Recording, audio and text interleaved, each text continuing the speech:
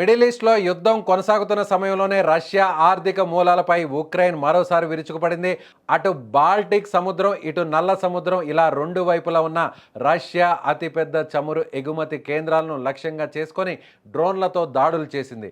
Russia యుద్ధ యంత్రాంగానికి వెన్నుముకగా ఉన్న చమురు రవాణాను స్తంభింప చేయడమే లక్ష్యంగా ఈ దాడులు జరిగాయి.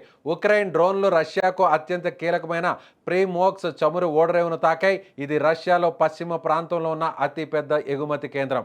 ఇక్కడ నుండి రోజుకు సుమారు 10 లక్షల బ్యారెళ్ల ముడి చమురు ప్రపంచవ్యాప్తంగా సరఫరా అవుతుంది. ఉక్రెయిన్ పంపిన డ్రోన్ల దాటికి ఇక్కడ ఇంధన ట్యాంకులు పేలిపోయాయి. భారీగా మంటలు చెలరేగడంతో అధికారులు సిబ్బందిని హుటాహుటిన ఖాళీ చేయించారు. ఈ ఓడరేవుకు కేవలం 1 కిలోమీటర్ దూరంలోనే రష్యా రక్షణ రంగానికి చెందిన పేలుడు పదార్థాల తయారీ కేంద్రం ఉండడం విశేషం. కేవలం ప్రీమోక్స్ మాత్రమే కాదు, నల్ల సముద్రం తీరంలోని నోవో రిస్కిక్స్ ఓడరేవుపై కూడా ఉక్రెయిన్ విరుచుకుపడింది.